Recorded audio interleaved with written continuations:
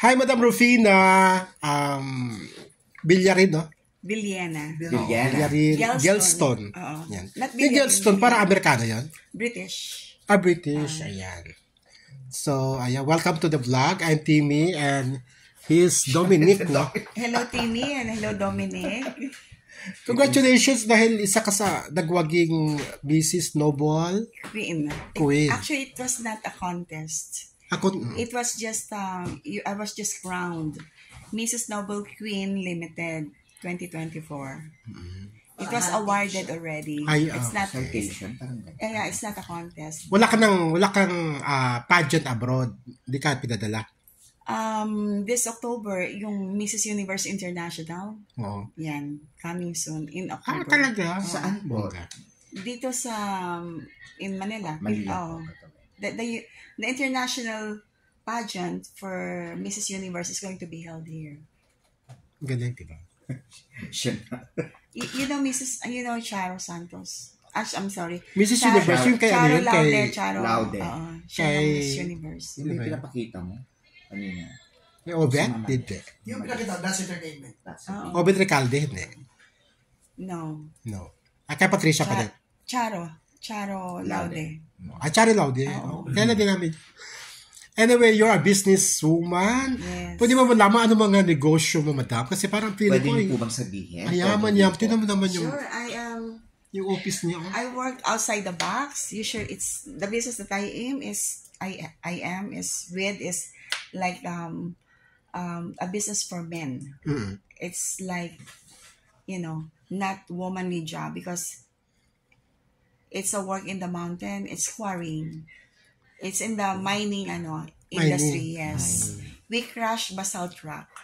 We crush like 4 sizes that they use in the batching plant for concrete mix. And we supply to the all infrastructure. Even before the build projects of the President PRRD was in, we were already crushing rocks. And the one that they used sa Startol, sa SLEX, came from Taisan, came from our mountain. Wow. So Taisan, where I came from, is known for cement, because there's a cement factory there. We don't own that. It's owned by Aboitiz. And the aggregates, which is the gravel and sand, which is we own. Yeah. Grabe. Kasi pag yung pinakak nila, nagiging gravel yun yata. Gravel na yun. And then aside from that, meron kang resort sa Batangas. It's a family resort. Family owned, yes. We don't rent it out. We use it for PR. Like we accommodate friends. Like friends. Usually PNP people, they do their team building. The ENR people, they do their team building. Friends, family, and whoever wants to go. It's for free. Wow. Tsaka ikaw ay outing. Kayo na doon na. Lubo Batangas, di ba? Doon kami nag-outing kami. Kilala niya kami. Because our business, we don't do business just to accumulate money for the family. For us, we give back to the community. Because you have a lot of siguro. For example, I have a school. I have a TESDA school. It's 100% scholar. Wow. Even though we have not even gotten any funds from TESDA yet, we give 100% scholarship to the students in Taisan. Tsaka regular ka nag-charity, di ba? Oo. One time, sama kami sa charity mo, madam. Kasi para ma-vlog. Yeah. Kaya yung brother ko, thank God na nanalo. So we can do what we want to do to develop the town. Because the past mayor that we had, they make money out of the quarry, but the money doesn't go to building the community. Yun na. Even my family built a church that's worth maybe 80 million. Parang libre po?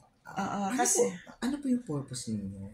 No, because even my father, when he was younger, he was also the mayor. He was a mayor for 1 term. But even before he was a mayor, parang people come to our house to seek help, nangungutang for everything. Mag-a-abroad, kailangan ng pang-placement fee. magpapakasal, kailangang panghanda, magpapabubong ng bahay, din for everything na lang. So parang we cannot give everything what the people is asking. So we built a church just to probably tell them to pray. And learn them for the people to learn to pray. Ganyan, ang dami niya mga ganap sa buhay. And now you're acting, you're producing a film. Matinding pangangailangan ito. Ito'y hudyat na ba? Is this a start? Nagtitipid si Direk sa talent fee. Sa production cost. Kailangan talaga matipid. Kasi pag malulugi ka, di ba? Oo, paano po kayo napapayag? Hindi naman po ako pumayag. Sinabihan lang po ako may shooting. What's the choice? Anong role mo, madam? Ha? Anong role mo? I am the mother. Mother of the bida. Parang pasaway na bata. Naku, so, nag-shooting ka na kanina? Nakasalang ka na. So, 2 scenes first time mo bang sumalang? First time. Oh my God. So, how does it feel? In front of the camera? Na umaarte, at saka dapat na first time po ninyo. Ano pakiramdam? Wala naman, parang it's just a thing to do. It's a job. Just want to fulfill my job. Parang ano lang niya, isa niya walang workshop. Kasi kanina nag-script reading sila sa Wala kang workshop? Walang workshop. Wala. No workshop? Wala rin. Kasi siya passion. Wala rin kasing script Parang the script that they gave me, it's a raw script na parang, iisipin ko paano bang i-emote ko doon. Galit ba ako dito? Magtatanong. Parang Brillante Mendoza, no? Yes, Walang script. synopsis lang yung binigay namin. Ang galing, Oo. Tapos, balita ko, pag okay yung kalabasan, magtuloy-tuloy ka na bilang producer. Actually, we're trying to build a movie Movie company. based on our lives of my friends about empowered women and different kinds of women. There's an alpha woman, there's a sigma woman, a delta woman, an omega woman with different characters, all empowered. We all belong in the same social circle. Like, we do charity work and all that. But, and during the social events, we all come out glamorized with makeup on. But behind that, there's a story. Kayo po mismo gaganap, tita. Gusto niyo Opo. Kayo kung sino man kayo, kung di ba every, kayo. every single character has a story to tell that no one knows. Like whatever they post in the social media, no one knows that. Totoo. Yeah. So it's like coming out. So, parang klaro lang, madam, no? Hindi ka magkatayo ng mag-organize ng another beauty pageant for Mrs. I don't think so. Yung sa movie ka na talaga. Oo. Ay, maganda yun. Para kasing, now that I see my son is interested, so parang, maybe I can support. Yeah, gagay niya somehow. Yung son mo ba, nag-artista na? Nag-workshop siya sa GMA. Wow. Gwapo yung anak niya. Sana wala din. Oo.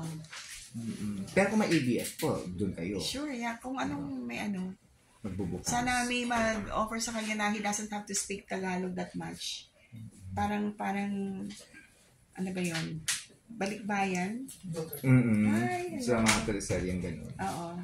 Madam, talagang mayaman kayo talaga from the very start, no? Pero feeling ko kasi, hindi ka makakaroon ng ganitong klaseng bahay kung mahirap ka nung araw pa, di ba?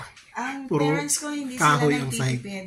Actually, most of my friends, they work hard to provide for their parents. Ako po baliktad. I've never done anything for my parents. They've given me everything. Yeah. Ayun. Oo. Hindi yung yung iba kasi they work hard, they do business, and they give to their family. Ako, I never experienced it. Even at this age, I can still ask my mother. Taga-Tal kayo, taga-Singalong. Dito I kayo live here since pinanganak. I was 12. Dito talaga. I was born in Taysan, Batangas. But I moved here since I was 12 because my parents believed that I should go to a good school here in Manila. So they sent me to PWU. Wow. Philippine. Oo. Madam, kung gagawing pelikula or maalala mo kaya or sino ang gusto mong gumanap sa buhay mo? Sa buhay ko, hindi ko pa maisip Alice Dixon, di ba? Kamukha niya. Sa mga Oh, diba? Parang luwang-luma naman si Alice. Ha? Lumang-luma naman. Alice Hindi, Dixon? parang ka-age ko yan. Or mas matanda. Mas bata Hindi, ba gusto mo? pag gawin sa Bea. Bea. Bea Alonso? Gusto mo ba yan? Pwede. Di ba? Ang bagay Baka sa kanya. expensive yun. Ang bagay sa kanya na naganap, si Expensive. ex ni Revilla, Jolo, si Jody po. Jody. Jody Santa Maria. resemblance sila ng mukha eh. Oo, Jody. Kasi if ever, ang peg ng life ko is living a simple life. I lived in the US for 20 years, but I never worked there. I just stay at home, do the regular thing, cook, clean, whatever, take the son to school, pick up the son. You know, a housewife. But I only came home because if I don't take my inheritance, somebody will take it. Yeah. Totoo. Parang I'm reclaiming my life. Ang dami magkaka-interest sa bulto-bultong yaman. I'm the eldest. I'm the only girl. I'm the administrator. I'm the matriarch of the family. So parang I had to be responsible. Madam Rufina, nakikita kita sa mga sosyalan, mga alta susyudad, no? How does it feel to be one? Nothing. When I go there, I was just trying to accommodate invitations. And Tapos meron kang wardrobe, meron kang may fashion consultant, mga gano'n? wala kung sino-sino lang designer na Designer. nasa- I try everyone. Mga jewelry, ikaw na nagde-decide kung anong isusuot mo jewelry. Yeah. Galing, ano? For sure po magtutuloy-tuloy na po yung pagpuproduce ninyo ng mga maagandang pelikula in the future. May mga director na rin po kayong sa isip ninyo na gusto niyo makatrabaho o gusto niyo makita sa mga shooting days niyo, gano'n. Hindi ko alam kay Direk Lito. May nabanggit na si Direk eh. Joel Ay, si Amanga, Mama Luis Liz. lang. Direk Joe, ano na. So, ano yung next project mo? Parang ano yata to? Parang pang Bibawad ba? Series. Advocacy. Inaano pa, no? Ina-arrange pa. Still in the making. Ayan, so, Madam Rufina, ano mo yung mga amigas mo na abangan ka sa mga mga future... May fashion show siya tomorrow. May fashion show ka? Yeah. At saka yung charity mo, kailan ba yun? Tomorrow, I'm working for Manila International Fashion Week. Yeah. I'm working for Fashion Week. Marjorie Renner. She also one of the producer ng Elias and Magic Boy sa Cebu and US. And San Francisco. San Francisco. So I'm trying, I don't know how I got into this, but I'm now into producing movie, concerts. Films. So siguro, this is like a way of diversification. Ikaw din yung magpuproduce sa concert ni Elias sa abroad? Co-producing. Oh my God! San Francisco. So ayan, i-invite mo yung mga tagaan. Saan ba siya mag-show? Redwood, San Francisco. Redwood. Redwood City. Parang series yata yun. Parang, There's a California show. I think Houston. The last 2 weeks of September. bakit sa lahat ng mga artists, si Elias ang gusto mo? Trending. Kung ako Trending, ano? It's just Siya in demand. it's just a business thing. Oh yeah. Samantalahin yung He ano asked me niya. to produce. At saka, she's trying to invest. Pero syempre, may personal ka rin ano. May personal ka rin ano. Anong nagustuhan mo sa kanya? Kasi kung talent lang, ang daming talent eh. Why are you asking me that question? Next question, sir. Parang wala na akong question ba? Okay, kailangan na daw Thank you so much sa Madam Rufina. Thank you po.